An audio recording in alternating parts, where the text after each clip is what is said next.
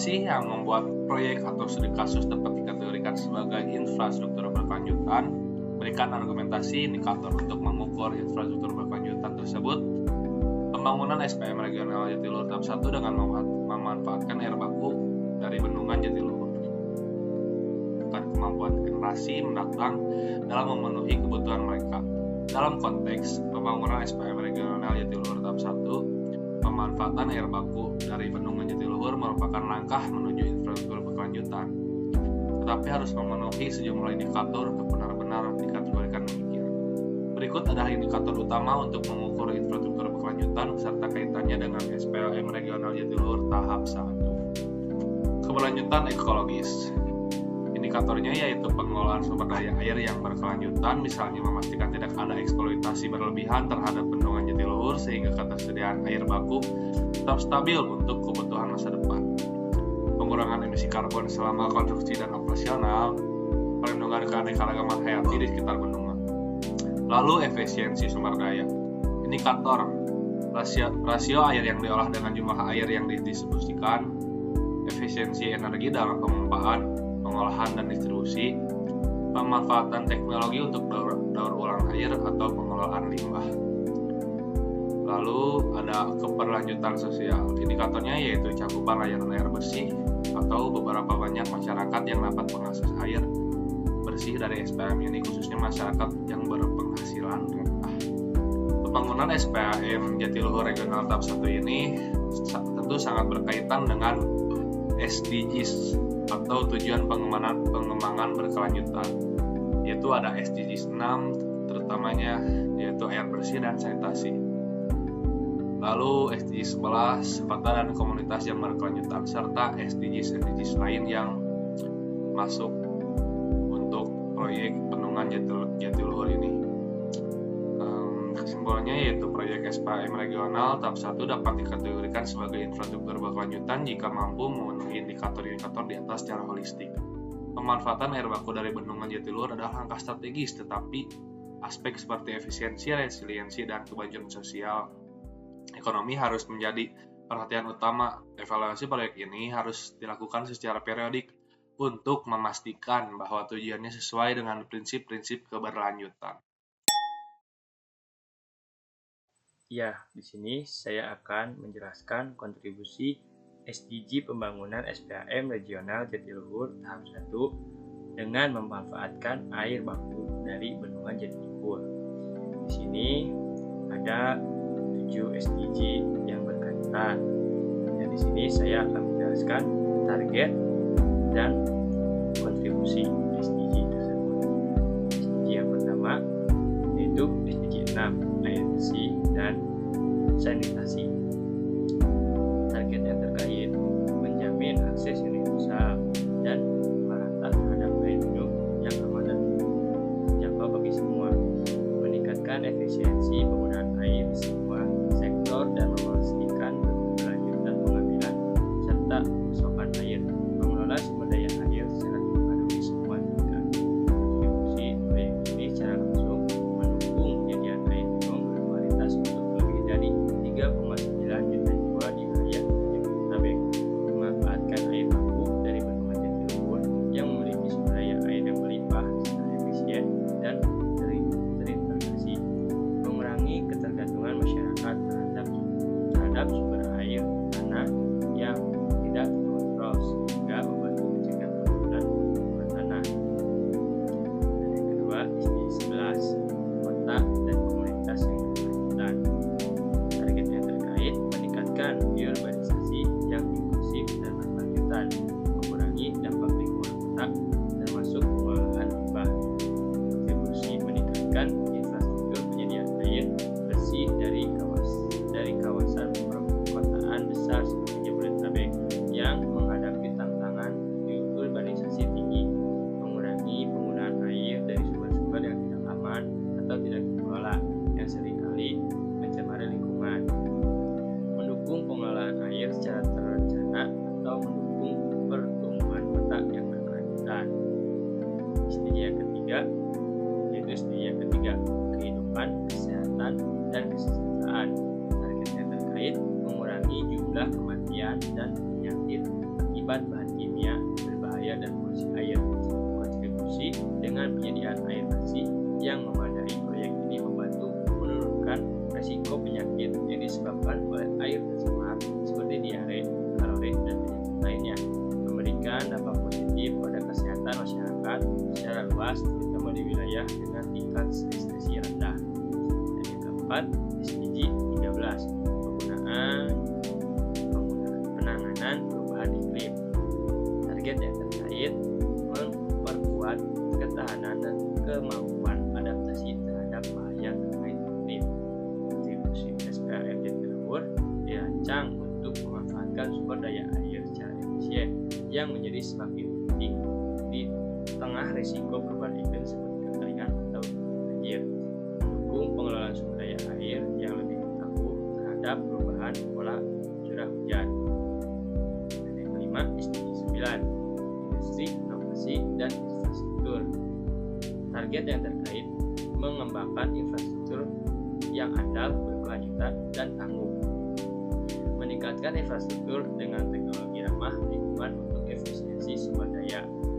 Kontribusi pembangunan SPM ini merupakan bagian dari pengembangan infrastruktur penting yang mendukung kehidupan masyarakat dan kegiatan ekonomi, mendorong penggunaan teknologi modern dalam pengolahan air untuk memastikan efisiensi energi dan minimalis dampak lingkungan. Dan yang keenam, SDG 12, konsumsi dan produksi yang bertanggung jawab. Target ini mengelola sumber daya alam secara berkelanjutan, kontribusi dengan memanfaatkan air baku dari Bendungan Jatiluhur. Proyek ini memastikan bahwa sumber daya air digunakan secara teratur dan terkelola, mengurangi penggunaan air tanah secara berlebihan yang merupakan salah satu masalah utama di kawasan Jabodetabek. Dan yang terakhir, SDG 8, pekerjaan layak dan pertumbuhan ekonomi. Yang terkait memberikan pekerjaan yang layak dan produktif untuk semua orang, mendukung inovasi dan peningkatan produktivitas ekonomi. Kontribusi proyek ini menciptakan lapangan kerja baik selama tahap konstruksi maupun operasional. Penyediaan air bersih yang memadai mendukung produktivitas masyarakat dan sektor ekonomi yang membutuhkan air dalam skala besar. Oke, kita lanjut. Di sini saya akan menjelaskan stakeholder yang terkait dan yang mereka lakukan untuk mendukung proyek ini atau studi kasus ini menjadi berkelanjutan dalam pembangunan SPAM Regional Jatiluhur tahap 1 dengan memanfaatkan air baku dari Bendungan Jatiluhur. Yang saya ketahui, di sini ada 5 stakeholder yang terkait dalam pembangunan ini. Mungkin kita langsung saja ke yang pertama. Yang pertama, pemerintah pusat. Pihak yang terlibat ada 2, Kementerian Pekerjaan Umum dan Perumahan Rakyat (PUPR). Dan yang kedua, Badan Pengelola Air Minum Nasional. Peran mereka perencanaan dan regulasi, pendanaan dan pengawasan. Kontribusi untuk berkelanjutan, mereka mendorong pengelolaan sumber daya air yang efisien dan terintegrasi serta memastikan proyek ini mendukung target nasional untuk meningkatkan akses air bersih. Dan yang kedua, pemerintahan daerah. Pihak yang terlibat ada 2. Yang pertama, pemerintah Provinsi Jawa Barat dan DKI Jakarta. Yang kedua, pemerintahan kabupaten atau kota di wilayah Jabodetabek. Peran mereka koordinasi, distribusi, dan edukasi. Kontribusi untuk berkelanjutan, mereka meningkatkan kapasitas distribusi dan memastikan cakupan layanan air bersih bagi masyarakat di wilayah urban maupun suburban. Yang ketiga, badan usaha. Pihak yang terlibat ada 3. Yang pertama, PT Wita Trita Jaya Jatiluhur. Yang kedua, badan usaha milik negara, bisa disingkat BUMN. Dan yang ketiga, mitra swasta dalam skema KPBU. Peran mereka konstruksi dan operasi, inovasi teknologi, dan investasi. Kontribusi untuk keberlanjutan, mereka memastikan infrastruktur yang dibangun efisien, tahan lama, dan ramah lingkungan, serta menggunakan teknologi yang meminimalkan dampak ekologis. Yang keempat, Masyarakat, pihak yang terlibat hanya dua. Yang pertama, penduduk di wilayah Jabodetabek, dan yang kedua, kelompok masyarakat lokal di sekitar Bendungan Jatiluhur. Peran mereka, pengguna, partisipasi aktif, pelestarian lingkungan. Kontribusi mereka untuk berkelanjutan, masyarakat yang sadar lingkungan dapat membantu menjaga keberlanjutan sistem pengelolaan air bersih. Dan yang terakhir, lembaga keuangan. Pihak yang terlibat dalam lembaga keuangan ada dua, yaitu Bank Pembangunan Nasional dan Internasional. Yang kedua, lembaga keuangan yang mendanai proyek melalui skema KPBU. Peran mereka, pendanaan, pemantauan keberlanjutan, dan kontribusi untuk keberlanjutan, mendorong implementasi proyek yang memenuhi kriteria keberlanjutan sebagai bagian dari persyaratan pembiayaan. Oke, lanjut ke pertanyaan selanjutnya, ialah bagaimana kelanjutan proyek atau studi kasus ini untuk kedepannya dalam pembangunan SPAM regional Jatiluhur tahap 1 dengan memanfaatkan air baku dari Bendungan Jatiluhur. Pembangunan sistem penyediaan air minum atau disebut juga dengan SPAM regional Jatiluhur tahap 1 yang memanfaatkan air baku dari Bendungan Jatiluhur adalah proyek penting untuk meningkatkan ketersediaan air bersih di wilayah sekitar, ya terutama di daerah Jawa Barat. Kedepannya, proyek ini diharapkan akan memiliki beberapa kelanjutan dan dampak positif, yaitu diantara lain, yang pertama, penyelesaian infrastruktur tahap 1. Pada tahap pertama, proyek ini akan membangun infrastruktur utama. Seperti apa sih?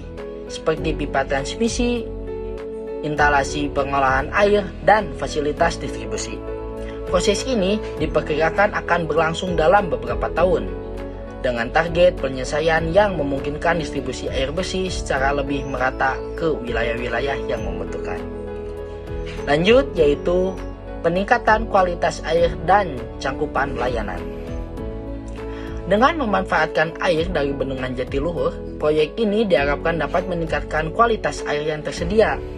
Mengingat Bendungan Jatiluhur merupakan salah satu sumber air utama di wilayah tersebut.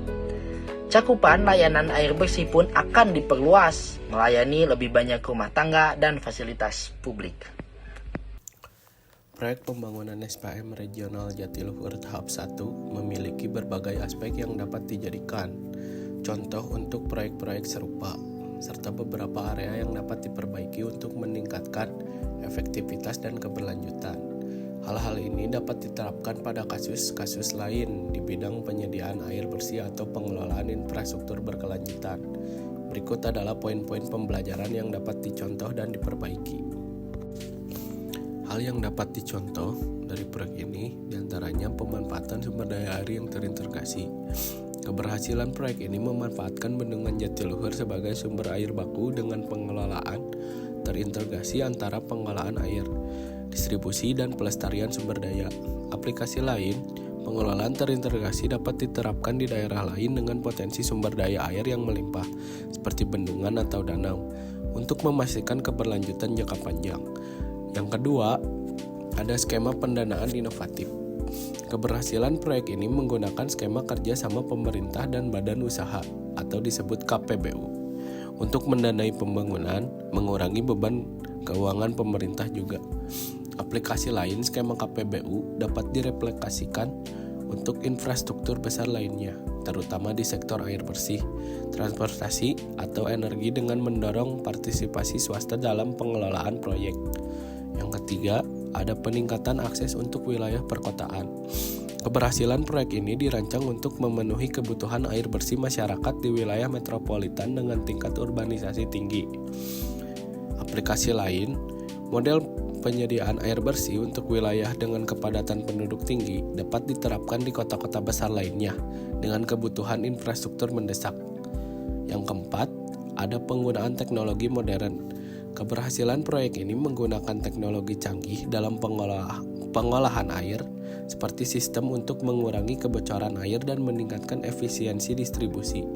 Aplikasi lain teknologi ini dapat diterapkan pada infrastruktur air di lokasi lain untuk memaksimalkan efisiensi operasional dan menjaga kualitas air. Yang kelima, ada dukungan multi-stakeholder. Keberhasilan proyek ini melibatkan pemerintah pusat, pemerintah daerah, masyarakat, dan sektor swasta secara sinergis.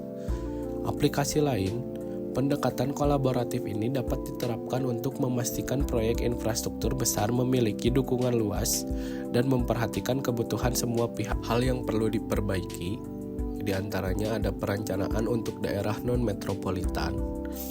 Masalahnya, fokus utama proyek adalah memenuhi kebutuhan wilayah Jabodetabek, yang berarti wilayah rural atau suburban yang lebih kecil mungkin kurang terlayani. Perbaikan dari kasus ini bisa diaplikasikan dengan dirancangnya strategi distribusi yang inklusif sehingga wilayah suburban atau rural juga mendapatkan manfaat. Yang kedua, ada pengawasan dan penegakan regulasi lingkungan. Masalahnya adalah meskipun proyek ini memenuhi standar AMDAL, potensi dampak jangka panjang terhadap ekosistem Bendungan Jatiluhur masih perlu diantisipasi. Perbaikannya yaitu meningkatkan pengawasan lingkungan secara real time dengan teknologi seperti drone atau sensor untuk mendeteksi potensi polusi atau sedimentasi. Yang ketiga, ada di bidang pendidikan dan kesadaran masyarakat. Masalahnya yaitu kesadaran masyarakat tentang penggunaan air bersih secara bijak masih relatif rendah yang dapat menghambat keberlanjutan proyek. Perbaikannya yaitu bisa di masa depan masyarakat harus mencakup program edukasi masyarakat untuk mengurangi pemborosan air dan mendorong perilaku yang ramah lingkungan. Yang keempat, ada pengelolaan risiko perubahan iklim. Masalahnya, risiko perubahan iklim seperti penurunan debit air baku akibat kekeringan belum diantisipasi secara menyeluruh. Perbaikannya melakukan perencanaan yang lebih tangguh terhadap perubahan iklim, misalnya dengan diversifikasi sumber air baku atau air hujan daur ulang, air limbah. 5. Monitoring dan evaluasi keberlanjutan. Masalahnya, evaluasi jangka panjang terhadap keberlanjutan proyek belum menjadi bagian integral dari perencanaan. Perbaikannya mengembangkan sistem monitoring keberlanjutan berbasis indikator SDGs seperti efisiensi energi, tingkat kebocoran air, dan kesejahteraan masyarakat penerima manfaat. Rekomendasi untuk aplikasi pada kasus lain, adaptasi untuk wilayah dengan tantangan berbeda. Itu yang pertama. Wilayah dengan karakteristik geografis atau iklim yang berbeda, misalnya di daerah kering atau kepulauan, membutuhkan desain yang disesuaikan, seperti teknologi pengolahan air asin atau desalinasi, dan juga sistem penyimpangan air hujan. Yang kedua, fokus pada inklusi sosial.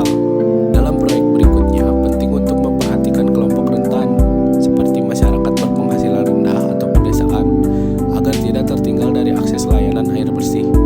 Yang ketiga, ada integrasi dengan infrastruktur pendukung, yaitu selain penyediaan air bersih, proyek serupa dapat mencakup infrastruktur pendukung seperti sistem pengolahan air limbah untuk menjaga keberlanjutan ekosistem. Yang keempat, pemanfaatan energi terbarukan. Untuk meningkatkan keberlanjutan, proyek di masa depan dapat memanfaatkan energi terbarukan seperti panel surya atau microhydro untuk mendukung operasional infrastruktur air bersih. Sekian dari kelompok kami, mohon maaf bila ada kesalahan. Wassalamualaikum warahmatullahi wabarakatuh.